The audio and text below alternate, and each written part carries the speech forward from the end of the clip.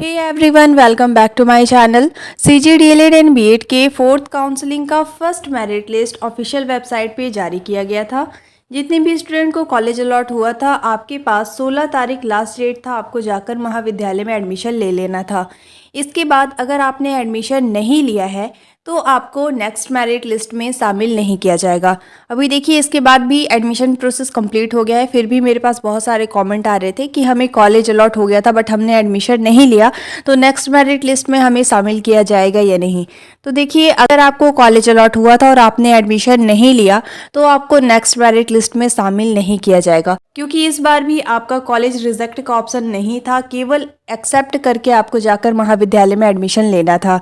अब अगर हम बात करें कि वैकेंट सीट आपका अभी तक क्यों नहीं आया है, तो देखिए, वैकेंट सीट का शेड्यूल में मेंशन नहीं किया गया है, लेकिन अलग से इसका वैकेंट सीट जारी होना इम्पॉर्टेंट है। इसलिए हो सकता है कि कल के डेट पर, कल यानी कि 19 तारीख को आपका फोर्थ काउंसलिंग का सेकंड मेरिट लिस्ट और you can say 8th merit list आपका जारी होने वाला है। तो उसके साथ ही आपका वैकेंट सीट भी जारी किया जा सकता है। तो अभी तो वेट कर लेना है, हो सकता है कि आज भी आपका अपडेट हो जाए। जैसे ही अपडेट होगा आपको मेरी चैनल के माध्यम से पता चल जाएगा। अब अगर हम बात करें कि 7th मेरिट लिस्ट जारी होने के बाद भी आपके कितने वैकेंट सीट बचे हुए हैं, तो देखिए, यहाँ पे न्यूज़ में बताया हुआ है दावेदार ज़्यादा, फिर भी बीएड और डीएलएड की 900 सीट अभी रह गई हैं खाली। 7th मेरिट लिस्ट में जिन भी स्टूडेंट को कॉलेज अलॉट हुआ था, बहुत ही कम लोगों ने वहाँ एडमिशन लिया। अब इसका कुछ भी रीज़न हो सकता है, फीस या फिर उनका अपना कोई रीज़न हो सकता है।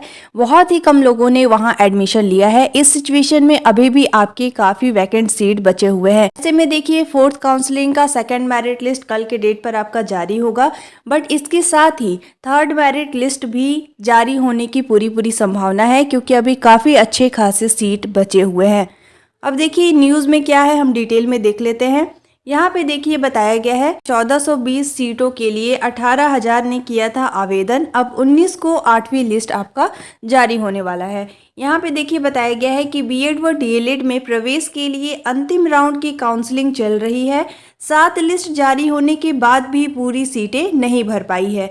दोनों कोर्स में करीबन आपका 900 सीट अभी खाली है। इसके लिए अब 8वीं लिस्ट 19 को जारी होगी। इस चरण की काउंसलिंग से पहले 1420 सीटें खाली थी। इसमें प्रवेश के लिए करीब 18,000 आवेदन मिले हैं। अब देखिए, जितने लोगों ने न्यू रजिस्ट्रेशन कराया है उन्हीं को काउंसलिंग में शामिल किया जाएगा। साथ ही जैसे ही आपका वेबसाइट ओपन होगा, आपको चेक कर लेना है। जिन स्टूडेंट को लग रहा है, जिन्होंने चेक नहीं किया है कि कॉलेज अलॉट हुआ है या नहीं, आपको एक बार प्रोफाइल में लॉगिन करके चेक करना है कि आपकी आईडी एक्टिव है या नहीं। जिन स्टूडेंट की आईडी एक्टिव नहीं है उनको नेक्स्ट मेरिट लिस्ट में शामिल नहीं किया जाएगा। साथ ही ऐसे स्टूडेंट जिनको कॉलेज अलॉट हो गया है उनको भी नेक्स्ट मेरिट लिस्ट में शामिल नहीं किया जाएगा, इसलिए उनकी आईडी इनएक्टिव या इनवैलिड शो होगी। ठीक है, तो आपको एक बार चेक कर लेना है कि आपकी आईडी एक्टिव है या नहीं। तो देखिए, यहाँ पे बताया गया है कि इसमें प्रवेश के लिए 18,000 आवेदन मिले हैं। 7वीं लिस्ट में भी सीटें आवंटित की गई, लेकिन इसमें करीब 500 सीटों में ही एडमिशन हुआ है। फिर देखिए, बताया गया है कि जानकारी के मुताबिक प्रदेश के संस्थानों में बीएड की 14,400 सीटें और डीएलएड की 6,720 सीटें हैं। इसके लिए सितंबर में काउंसलिंग शुरू हुई।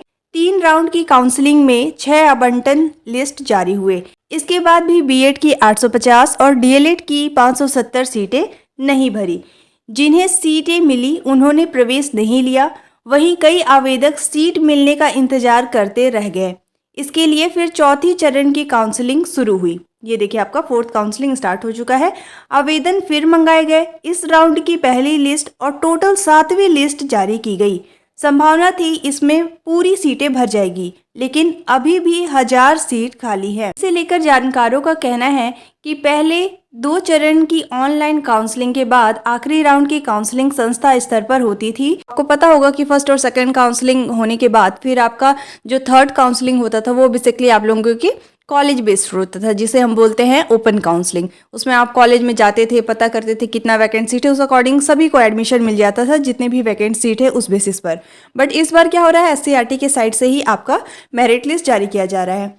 इसके अनुसार राज्य शैक्षणिक अनुसंधान एवं प्रशिक्षण परिषद यानी एससीईआरटी से आवेदन करने वाले छात्र की लिस्ट जारी होती थी और फिर कॉलेज एडमिशन देते थे। लेकिन इस बार अंतिम चरण की काउंसलिंग भी ऑनलाइन हो रही है, जबकि प्रदेश के तकनीकी कोर्स चाहे इंजीनियरिंग हो या पॉलिटेक्निक या फिर फार्मेसी, सभी में अंतिम काउंसलिंग संस्था स्तर पर हुई है। गौरतलब है कि शिक्षा सत्र 2024-25 के अनुसार बीएड व डीएलएड में इस राउंड में दूसरी लिस्ट के अनुसार 20 तक एडमिशन होगा, जबकि तीसरी लिस्ट 23 दिसंबर को जारी होगी और 24 तक एडमिशन दिए जाएंगे।